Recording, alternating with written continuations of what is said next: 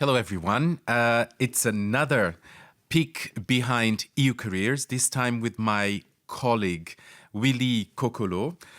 My name is Luís Amorim, and I work for the European Personnel Selection Office, and I'm really happy to be here today in the studio of the Directorate-General for Research and Innovation in Brussels, speaking to a colleague of mine who happens to work for the Directorate-General of the European Commission for Education, Culture, Youth and Sports. A topic, by the way, that is very dear to my heart because I started my professional career as a youth worker. So DG EAC, as it is known in the Brussels lingo, was probably one of the first services of the European Commission that I heard of many, many years ago. Willy, it's a real pleasure to have you here with us today.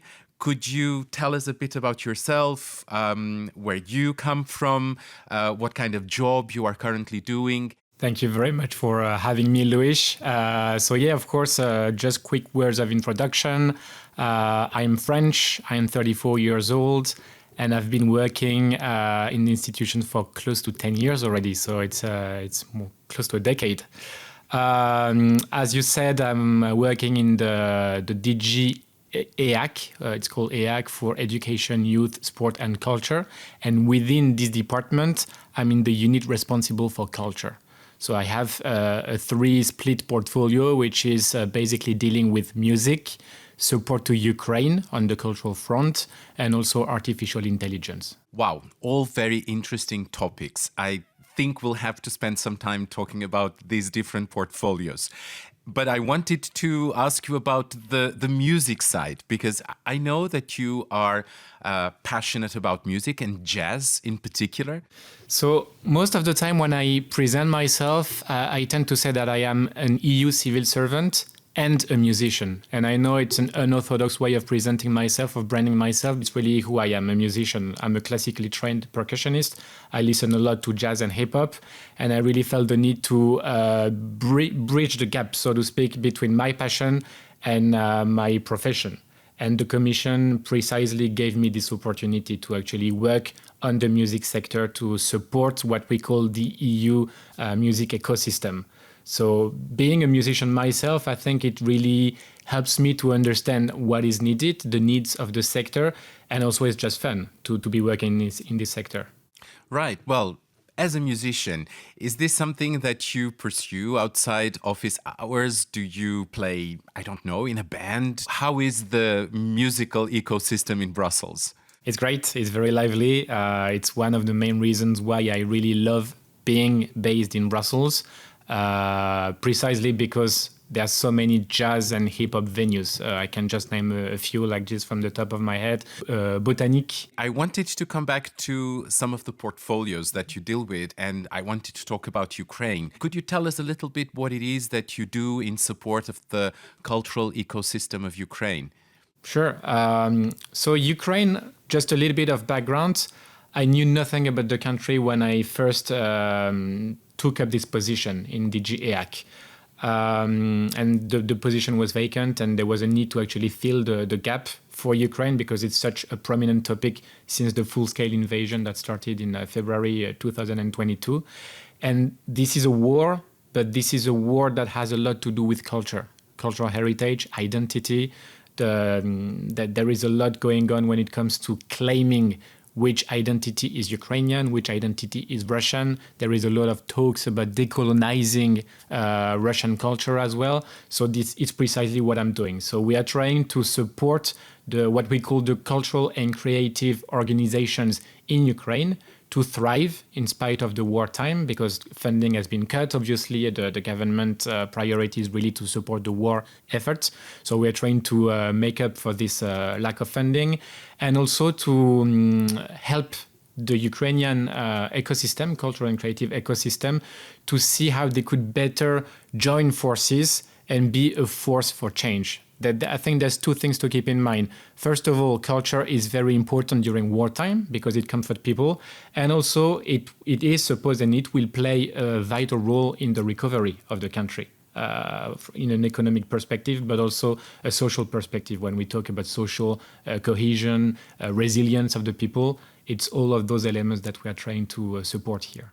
Well, thank you for sharing that. I really appreciate having had the opportunity to learn what it is that the European Commission is doing in support of the cultural creative ecosystem in Ukraine. I heard you say that you studied in the College of Europe, and in the Euro bubble, our bubble, there's a little bit this perception that the College of Europe is the passport to a career in the institutions.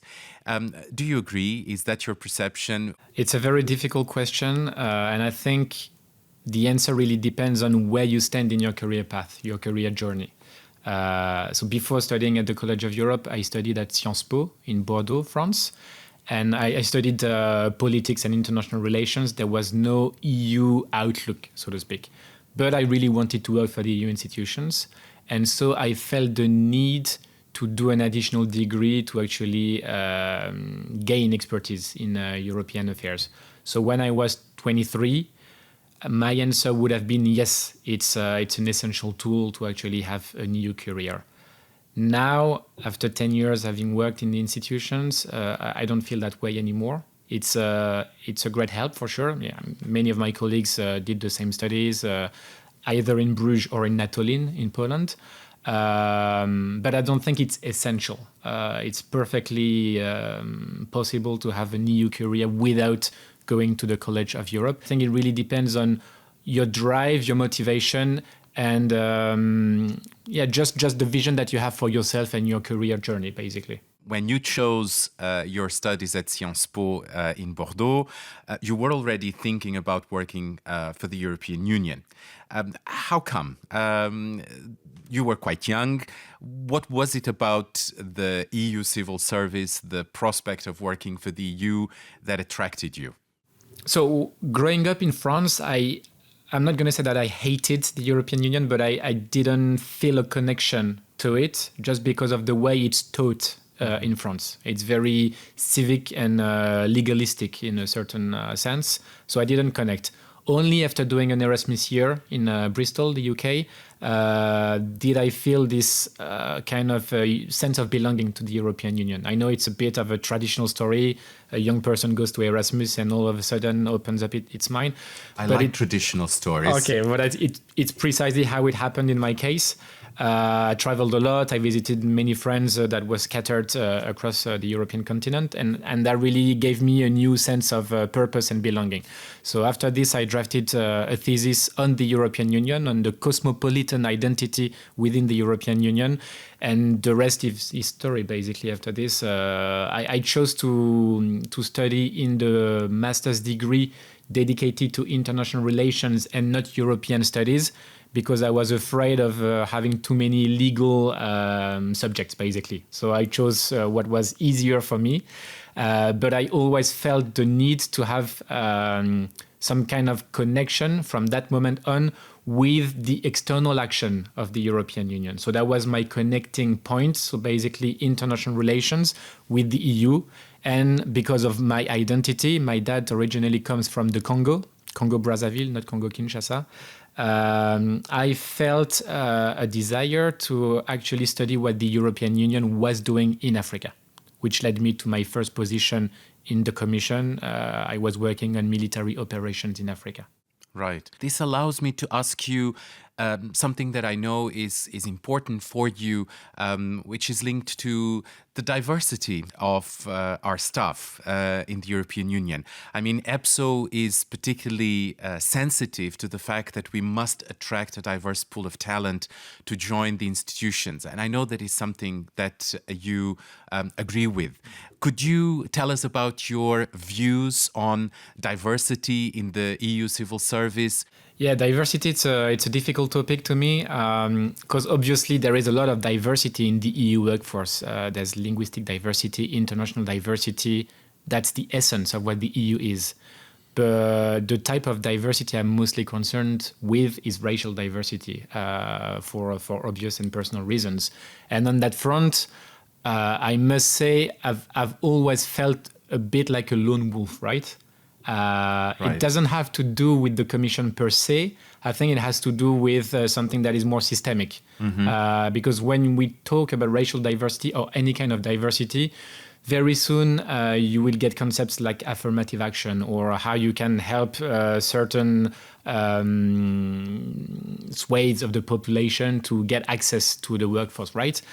I think in my case, and when we talk about racial diversity, it comes at an earlier point, because if you want to tap good candidates, they need to go through certain schools. At least that's the way the European Union recruits people, the way I understand it. And already at that stage, in those good schools, there is no racial diversity. I've always been one of the few black people studying there, or I'm talking about people of African descent, but I could be mentioning people of Asian descent as well. You know, it's quite homogeneous, and I think it comes from that early stage, basically. I've never felt cast out, and I've always felt that I belong to this EU bubble and EU workforce. But I think it mostly comes from my upbringing and my education. So I've never felt a difficulty to actually fit in the group and to mingle. I think it would be very much different for someone who would not have studied in those schools, the so-called prestigious schools, or who was maybe living in a suburb area. You know, it really comes from your upbringing and the education. Willy, would you say that, for instance, reaching out to less prestigious universities, and I use the word prestigious with care, because again, we're talking about perceptions. There may be many universities out there that do not have the label of prestigious, but from an academic point of view, they are quite strong. They train, prepare people very well for their future careers. But would you say that reaching out to these universities would be important to help us diversify the talent pool, also when it comes to race and ethnicity? Oh yeah, by all means. Yeah, definitely. I think there's this kind of tendency to have a groupthink, you know, when you tap on a group of people that comes from the same schools, the same area, etc. So I think if you want to diversify the workforce, you need to think outside of the box when you recruit people. So definitely, for sure, yeah. And that actually links to another topic that come to mind when I was thinking about the conversation. It's how homogeneous the EU staff tends to be. When it, not only in terms of diversity, ethnicity, and so on and so forth, but also in terms of political considerations and work practices, for instance. Because we all went to the same schools, we all have the same work patterns, and the social patterns are pretty similar. So I remember I was having a conversation with a friend of mine who was criticizing the European Union because it's too consensual and too center-right. And I agree that if you just focus on the same type of people, you will not have a diversity of opinion as well. And I think that's also valuable to diversify in that respect. I believe that the institutions understand the importance of diversity in their workforce. There are many studies that point in that direction, that diverse and inclusive policies help teams deliver more and better. And although this isn't something that the institutions can solve within a couple of weeks or a couple of months or a couple of years, I believe that there's really a lot of interest in making sure that we move in that direction and that we become more diverse, that we reach out to more underrepresented groups. I wanted to ask you about the role of the European Union when it comes to, for instance, culture. Do you think that there is a role for the European Union to play, or is it one of those fluffy areas where we try to do something, but at the end of the day, it's not really that important?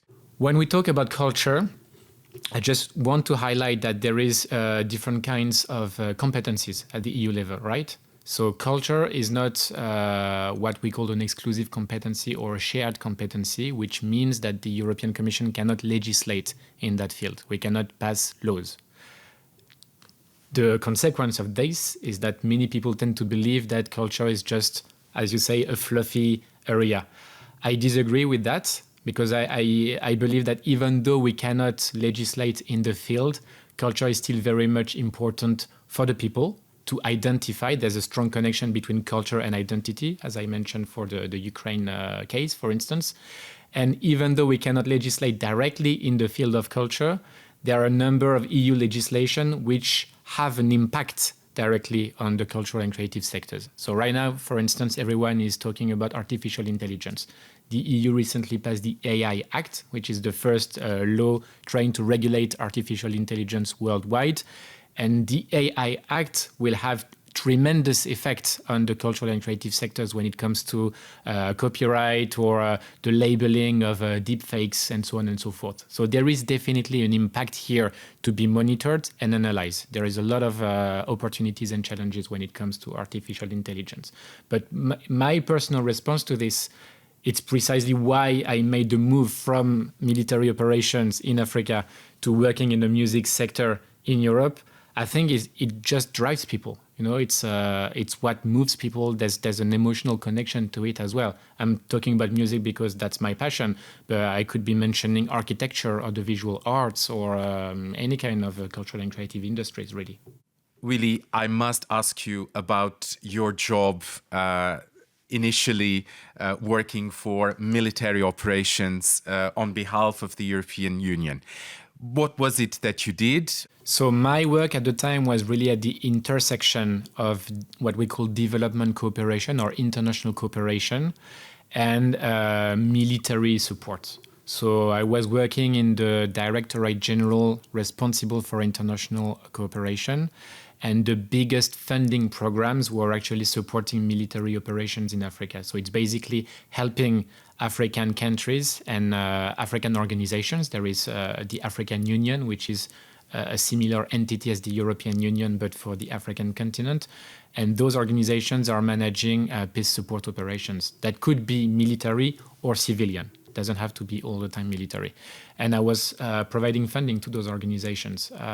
So that meant working in headquarters in Brussels with regular missions in the field. So I was traveling a lot in Ethiopia, in Addis Ababa, and the different regions in which I had projects supporting operations.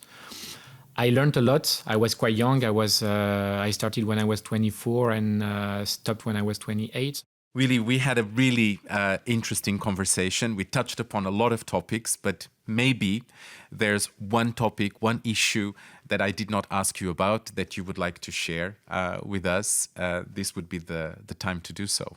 There's just one element that I wish to bring to the table. It's not a new topic, but it's a new way of framing what we've been discussing about. It's the different career opportunities at the European Commission. I think it's pretty important for the aspiring EU civil servants. What I really like about working at the EU institutions is the diversity of opportunities that are being offered by, the Commission, but also the other institutions. So I think there's a wide diversity of positions offered.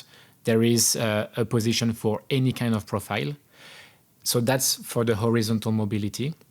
And when it comes to vertical mobility, because I'm getting asked those questions very frequently by young students or aspiring civil servants, is there a possibility to climb the ladder? There is definitely a possibility, but I believe this possibility is subject to your own motivation and your own drive.